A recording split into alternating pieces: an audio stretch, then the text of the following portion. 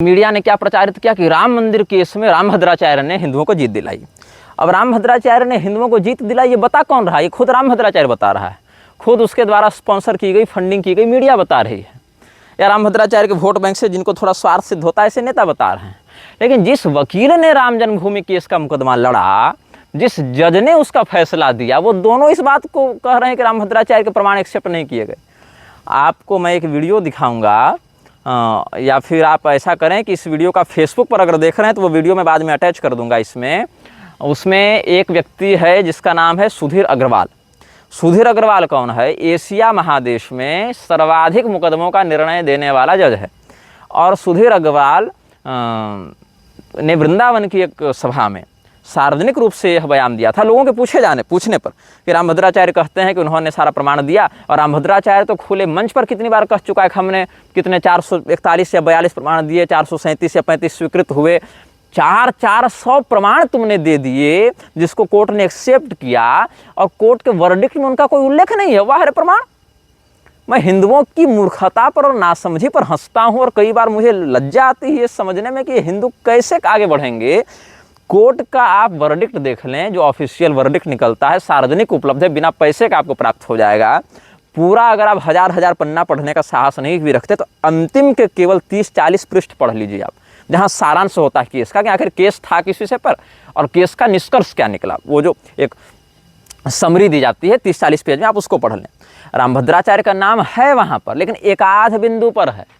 और जिस प्रकार के प्रमाण रामभद्राचार्य ने दिए उस प्रकार के प्रमाण स्वामी मुक्तेश्वरानंद जी दे चुके थे। मतलब वो भी कोई अद्वितीय प्रमाण नहीं था, कोई एक्सेप्शनल एविडेंस नहीं था वो कि उसको बिल्कुल मतलब अकाट्य माना जाए, या अकाट्य है भी तो अद्वितीय माना जाए कि नहीं ये तो एक्सक्लूसिव था, वो ऐसा नहीं है। तो यहाँ पर ये समझना चाहिए रामभद्राचार्य के चेलों ने क्या मीडिया में प्रसारित किया कि मुसलमान जज ने कहा कि हाँ तुम लोग हिंदू हर चीज़ का प्रमाण वेदों से देते हो, तो अगर तुम्हारे वेदों में इसका उल्लेख है तो दिखाओ। तब एक अंधे संत ने जगत गुरु रामानंदाचार्य पद्म भूषण से पुरस्कृत और अमचा चमचा बेलचा अल्फा बीटा डामा गामा लेमड़ा जो होते हैं सब लगाई उपाधियाँ, और कह दिया कि इन्होंने कहा हाँ देखो ऋग्वेद की जैमिनी संहिता में यहाँ निकाल कर देखो मिलेगा तुमको प्रमाण।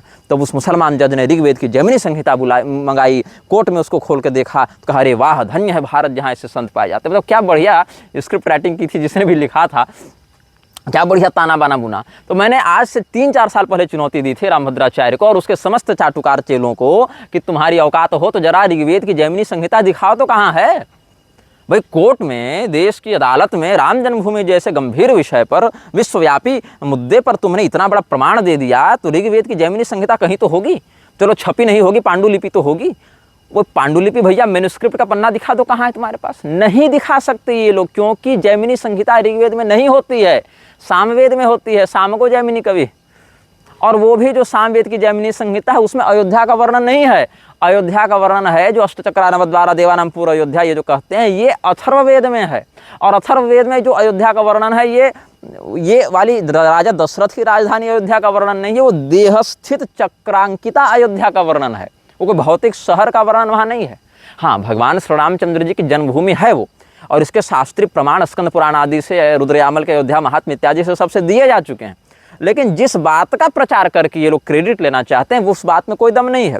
और यहाँ तक क्या किया था रामभद्राचार्य ने, तुलसीदास के नाम से नकली दोहा लिख कर और कोर्ट में प्रस्तुत की थी। तो कोर्ट ने वालों ने पूछा था जज ने कि भाई तुम बताओ कि ये जो तुम्हारे जो दोहा दिया है तुलसीदास के नाम से कहाँ छपी है, कब की प्रति है, बताओ। तो कुछ ना बता पाए। तो जस्टिस सुधीर अग्रवाल का ये रिकॉर्डेड बयान, वीडियो रिकॉर्डिंग मेरे पास उपलब्ध है, जिसको मैं यूट्यूब पर तो नहीं डालूंगा क्योंकि यूट्यूब पर ये पहले से है। और एक पीएन मिश्र हैं अधिवक्ता, जिन्होंने राम मंदिर का मुकदमा लड़ा था हिंदुओं की ओर से, स्वामी स्वरूपानंद सरस्वती जी के पक्ष से वो गए थे कोर्ट में, और स्वामी मुक्तेश्वरानंद सरस्वती जी ने जो प्रमाण दिए थे उसमें भी उन्होंने कोर्ट में जो भी आज की न्यायिक व्यवस्था है उसके आधार पर रखा था। तो उनका भी एक मैं आपको जो है वीडियो क्लिप, वो कपोत मीडिया के कॉपीराइट में आता है, तो उनसे हम साभार लेते हुए कपोत मीडिया के सौजन्य से हम उसको आपको 4-5 मिनट की क्लिप फेसबुक पर भी उपलब्ध करा देंगे। वो आप सुन लीजिएगा कि जिस व्यक्ति ने राम जन्मभूमि का मुकदमा लड़ा, जिस व्यक्ति ने फैसला दिया, जज भी कह रहा है कि रामभद्राचार्य के प्रमाण हमने एक्सेप्ट नहीं किए, वकील भी कह रहे हैं कि हमने ऐसा नहीं किया, उनका कोई वहाँ रोल नहीं है। तो ये रामभद्राचार्य ने मीडिया फंडिंग के माध्यम से केवल अपने टीआरपी बटोरने के लिए हिंदुओं को मूर्ख बनाया और लाखों लाख लोग इसको देखे। लेकिन आज तक कोई ऋग्वेद की जैमिनी संहिता भी नहीं दिखा पाया और कोई आज तक उस मुसलमान जज का नाम नहीं बता पाया। जो मुसलमान जज जबकि वहाँ था जो बेंच में, उस मुसलमान जज के साथ ऐसी कोई घटना ही नहीं घटित हुई। तो एक काल्पनिक, अब हिंदू संत है, अंधा है, देख नहीं सकता, तो लोगों के मन में ऐसी एक भौकाल बना हुआ है, अरे भाई देख नहीं सकता लेकिन फिर भी इतना ज्ञानी। तो एक तो ऐसे माहौल बन गया, मोमेंट बन गया। दूसरा, अरे जज मुसलमान है, मुसलमान के साथ हमारा हिंदू संत टकरा गया और बिना देखे बता दिया, तो लगा कि बस कुछ हो गया, तब हिंदुओं को एकदम चरम सुख मिल गया बस यहीं से।